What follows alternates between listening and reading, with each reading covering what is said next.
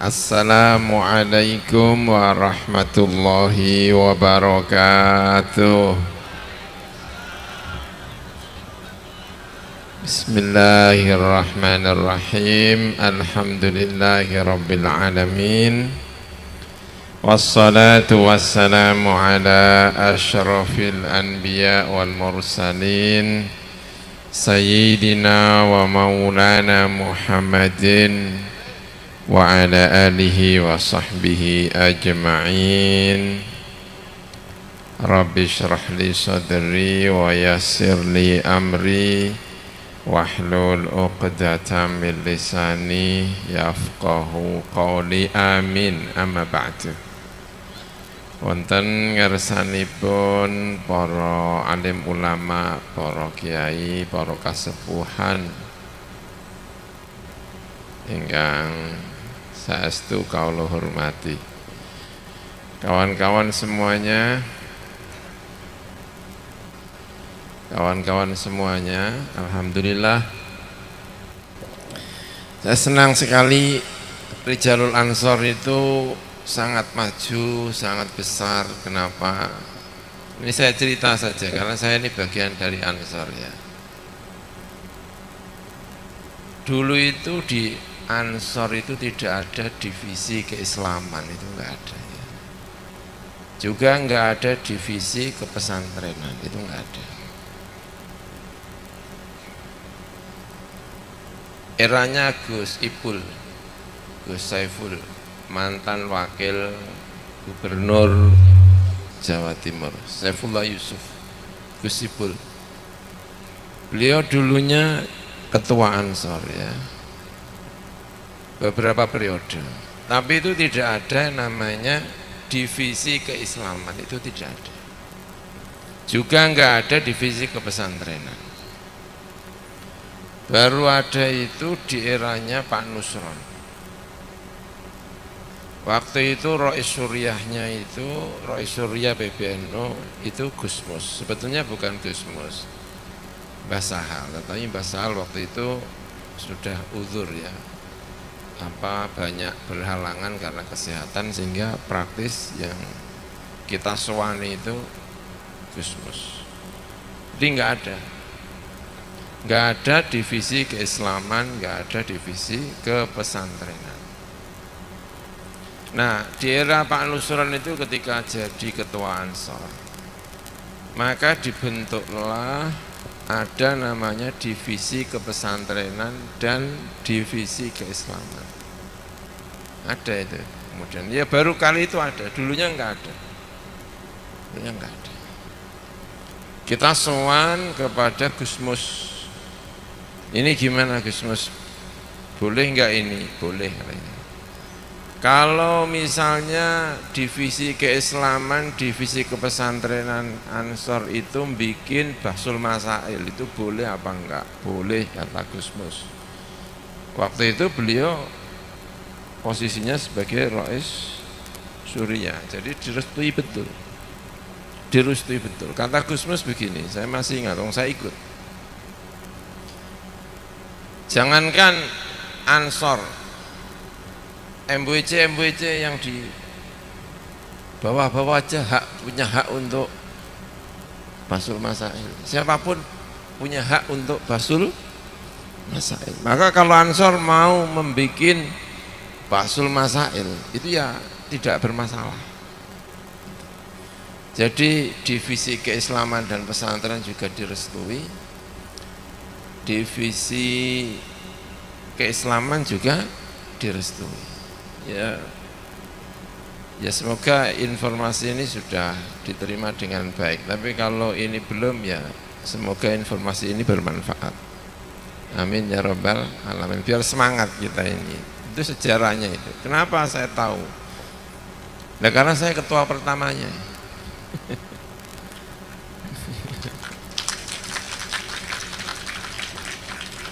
Jadi pertama menjadi wakil ketua di bidang keislaman dan kepesantrenan itu saya sendiri. Diajak bergabung, ya, akhirnya adalah divisi keislaman, divisi pesantrenan.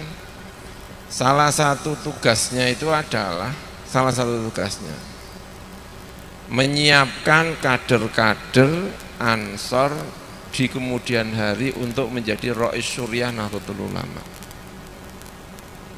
Jangan sampai nanti suatu hari Rais Syuriah Nahdlatul Ulama itu belum pernah berorganisasi secara matang. Karena biasanya agak tengkar-tengkar dikit itu Ansor. Kalau sudah kiai itu kalau tengkar itu sudah enggak begitu pantas.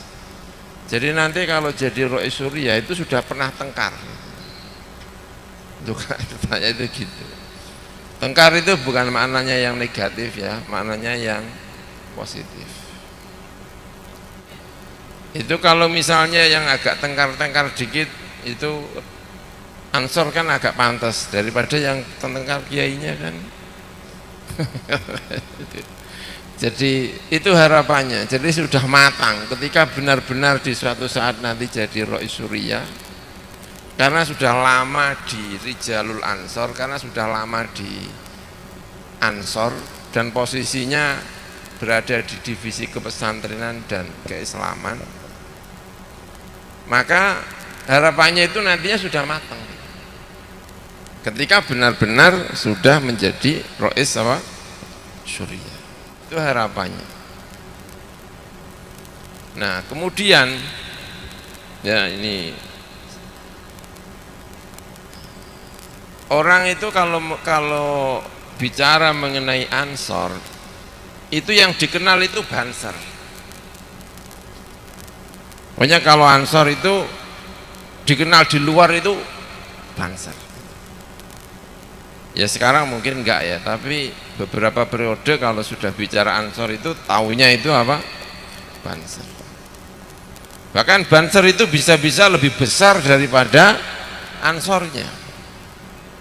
Di luar-luar Jawa itu kalau ada rekrutmen anggota baru, ada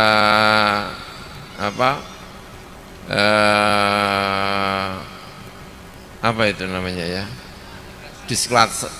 Diklatsar, terus apa satunya kalau Ansor itu apa namanya, PKD. Itu kalau yang daftar PKD itu hanya beberapa, tapi yang daftar Diklatsar itu bahkan yang Kristen-Kristen itu daftar itu. Tapi kita itu kan belum ada ADART-nya, ada orang Kristen kok masuk Banser itu enggak ada. Tapi yang daftar itu di Papua, di mana itu, ya itu saking menariknya Banser itu. Maka kalau PKD itu sedikit yang ikut, tapi kalau di Klatsar itu banyak. Karena itu di luar Jawa itu biasanya digabung kalau ada acara itu antara di Klatsar dengan PKD. Ya. Kenapa ya? Karena rupanya baju hijau itu kurang menarik daripada baju doreng di sejumlah tempat itu. Maka enggak ada Ansorwati, tapi ada Banserwati itu ada itu.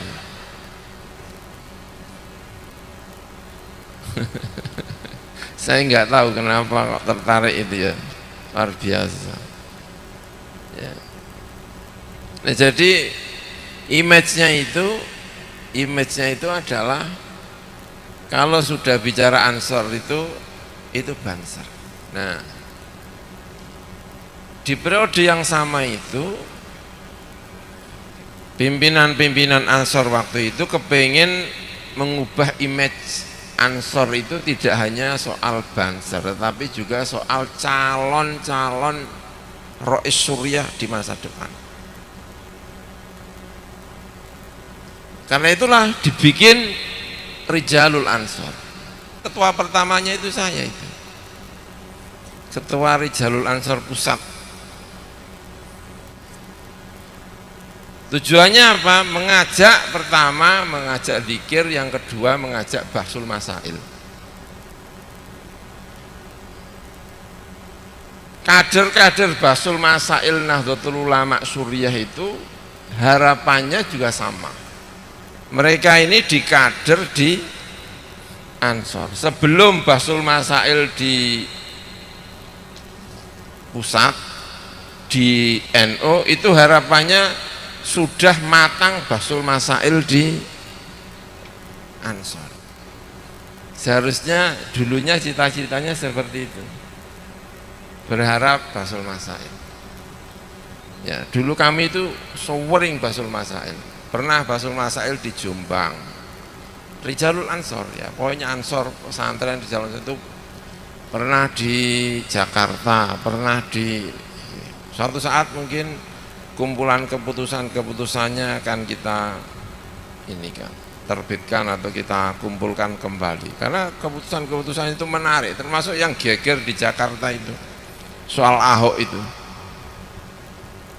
itu yang bikin itu adalah Ansor plus Rijalul apa? Ansor.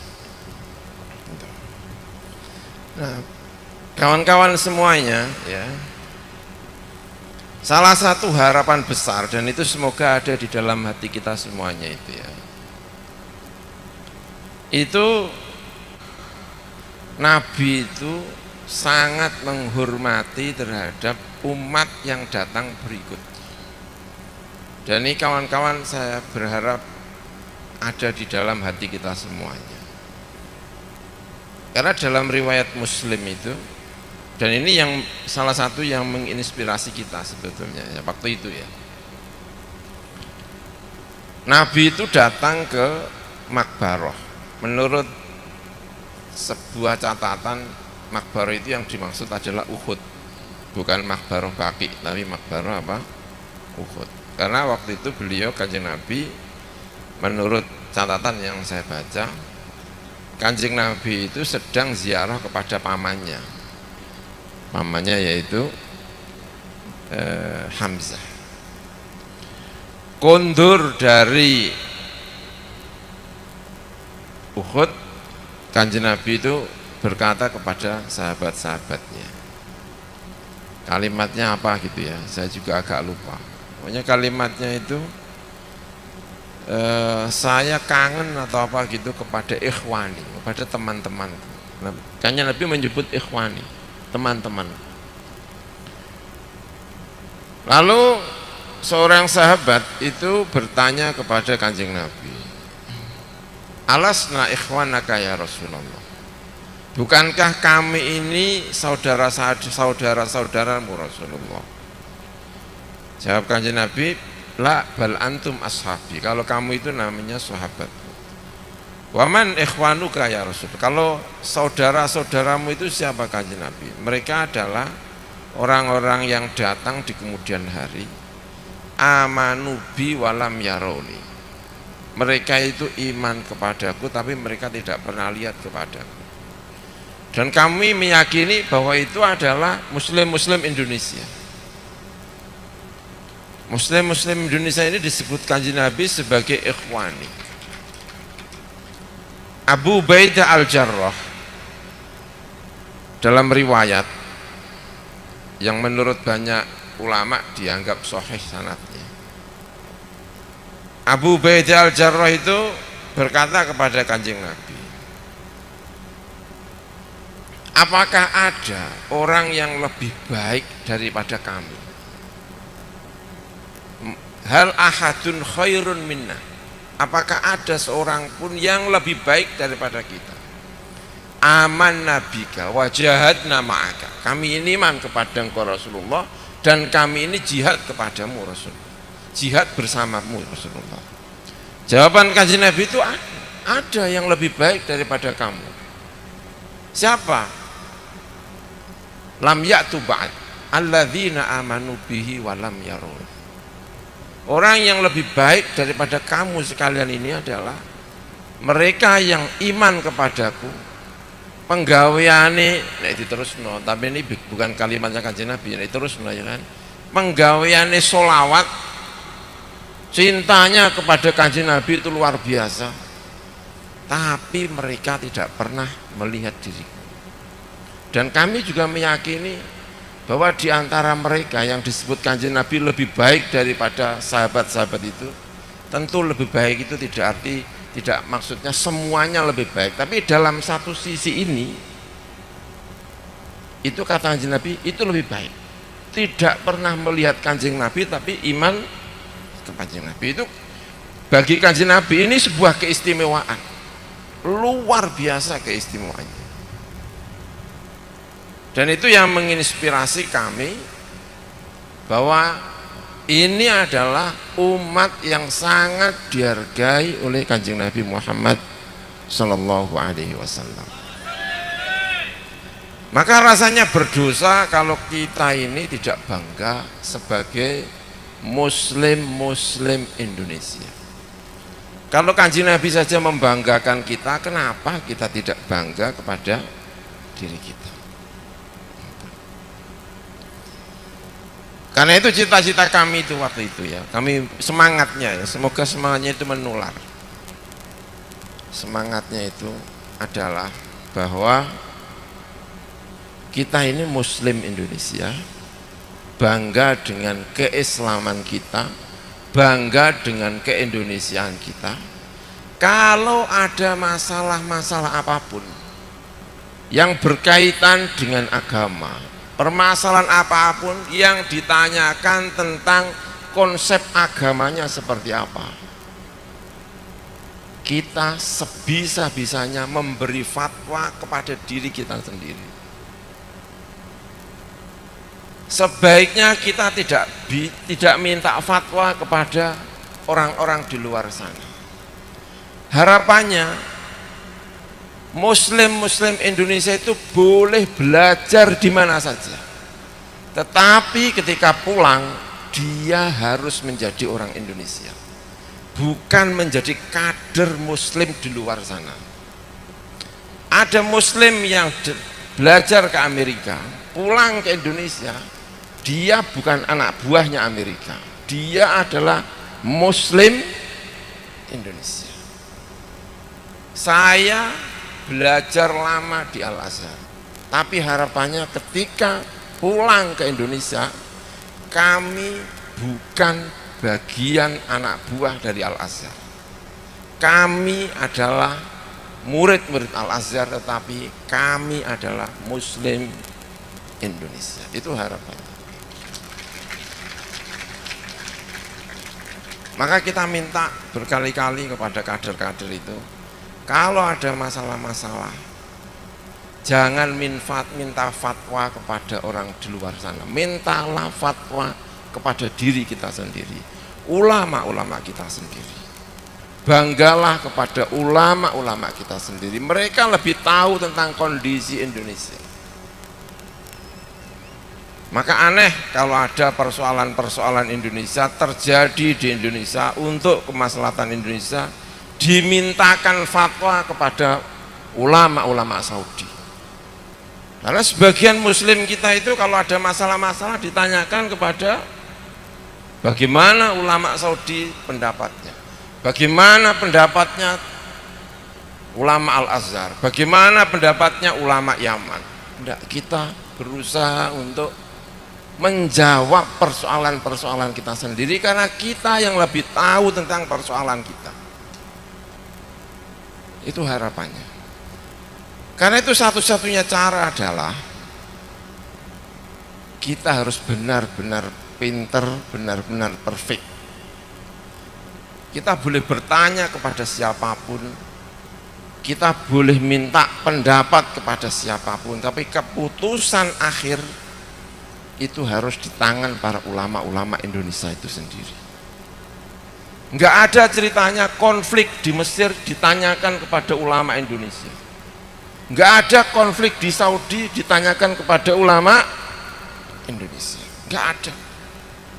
Tapi kenapa ketika ada konflik di Indonesia, kok Indonesia bertanya kepada ulama-ulama lain? Ini ada apa ini? Dan ini kalau kita sudah punya kebanggaan ini, itu bukan berarti kemudian kita tidak belajar kepada siapapun. Kita belajar kepada siapapun, tetapi harus punya kebanggaan kepada diri kita sendiri. Maka dengan cara itu insya Allah kita cita-cita bahwa Nahdlatul Ulama ini tidak hanya menjadi kebanggaan Indonesia, tetapi menjadi kebanggaan orang lain itu bisa terjadi. Cita-cita besar Nahdlatul Ulama di suatu saat kita tidak lagi, tentu tidak lagi itu artinya bukan berarti kita tidak belajar kepada orang lain, tetapi kita belajar kepada orang lain. Tapi ada saat-saatnya orang yang di luar sana itu juga belajar kepada orang-orang Indonesia. Suatu saat kelompok-kelompok di sana itu kalau pengen basul masail, lihat basul masailnya kader-kader luar biasa itu. Itu cita-cita besarnya. Kepingin seperti itu. Dan itu artinya kita memang harus serius, harus belajar dengan serius, basul masail dengan serius, semuanya dengan serius. Dan yang lebih penting lagi, mental kita ini harus mental yang serius, mental yang luar biasa. Mentalnya itu kayak banser-banser itu kalau sedang jaga di luar itu loh ya, itu kan luar biasa itu. Biasa ya, itu cita-cita besarnya. Itulah yang memberanikan kita, itu memberanikan kami itu, kita ini muslim yang patut bangga dengan diri kita. Maka nanti suatu saat kalau ada yang pergi ke Mekah sowan kepada Kanjeng Nabi, jangan lupa kami Ansor Kanjeng Nabi. Nama kami itu apa? Ansor. Karena cinta kami kepada Ansor jenengan Kanjeng Nabi, hidung kami pesek Kanjeng Nabi, kulit kami gelap-gelap dikit,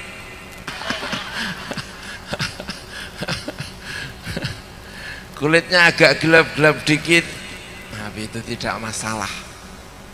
Kita patut bangga dengan diri kita sendiri. Amin ya robbal alamin. Itu. Jadi walhasil pokoknya malam hari ini saya senang sekali, terima kasih, karena saya juga merasa ikut membidani lahirnya Rijalul Ansor. Cita-citanya sebanyak-banyaknya kader-kader ulama, kader-kader tokoh-tokoh di Rijalul Ansor.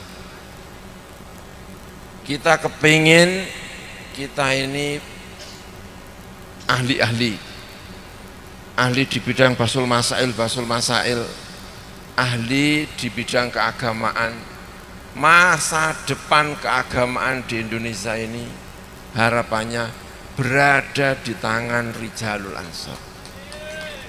Amin ya robbal alamin. Karena mereka inilah yang tahu betul tentang bumi Indonesia, yang bisa memotret Indonesia. Kami dulu diajarkan di Al-Azhar itu begini, kalau kamu kepingin memberikan satu fatwa, kewajiban kamu pertama adalah memotret. Tahu motret enggak? Kata guru saya itu, motret itu gini loh, ceklik ini loh. Orang kalau motret itu persis kabeh ketok, mergo motret, menyampaikan persoalan dengan persis. Karena fikih itu hukum ABC itu tergantung potretnya seperti apa. Kalau kamu memotret salah, itu fikihnya ya bisa salah. Ahli fikih itu kalau tidak bisa motret itu banyak salahnya. Kenapa? Pertanyaannya sendiri sudah salah, yang disampaikan itu salah. Kejadiannya begini. Hukumnya seperti apa? Yang bisa ngomong begini itu siapa? Yang tahu persoalan Indonesia dengan persis biar jawabannya tidak salah, itu siapa? Ya orang Indonesia. Karena itu penting sekali menjadi muslim Indonesia. Itulah yang tahu persis persoalannya. Itu kenapa kita mengatakan orang Indonesia itu yang bisa jawab persoalannya itu adalah orang Indonesia. Kenapa? Yang bisa memotret itu Indonesia. Kalau ada krisis ekonomi, itu kalau diserahkan IMF itu mesti keliru. Tapi kalau diserahkan ekonom Indonesia sendiri, insya Allah nggak keliru. Kenapa? Karena yang tahu kondisi Indonesia itu juga Indonesia, persis tahu. Jadi bukan berarti kita itu tidak menghargai, bukan ya. Tapi soal fatwa itu tergantung potretnya. Dan yang bisa memotret dengan baik itu kita sendiri, bukan orang lain. Itu persoalannya. Bukan berarti yang lain tidak pintar, kita tetap berguru kepada orang lain karena mereka juga lebih pintar. Tapi soal memotret, nggak ada yang bisa memotret Indonesia melebihi orang Indonesia. Dan dimanapun fatwa, bukan fikih, dimanapun fatwa, pertama kewajiban kita adalah apa? Memotret, cekrik itu loh, perbuatan motret itu loh, itu ya, perbuatan apa? Memotret itu yang bisa adalah ini. Jadi semoga Ansor ke depan semakin jaya, amin ya rabbal alamin. Kejayaan Ansor itu artinya masa depan Nahdlatul Ulama. Kalau selama Rijalul Ansor itu rame, jangan khawatir Nahdlatul Ulama kehabisan stok Rois Suriah. Selama jalan kaderisasi di Rijalul Ansor, sekarang itu sudah ngetren di mana-mana. Calon-calon anggota Rois Suriah di Nahdlatul Ulama itu adalah mantan-mantan Rijalul Ansor. Trennya itu begitu. Maka kita melihat nanti ini 5 tahun, 10 tahun yang akan datang ini, kira-kira itulah yang mengisi Suriah Nahdlatul Ulama. Itu harapannya. Bapak, ibu-ibu, kawan-kawan semuanya yang saya hormati, itu barangkali yang bisa saya sampaikan. Mohon maaf atas segala kekurangan. Wallahul muwaffiq ila aqwamit thoriq. Wassalamualaikum warahmatullahi wabarakatuh.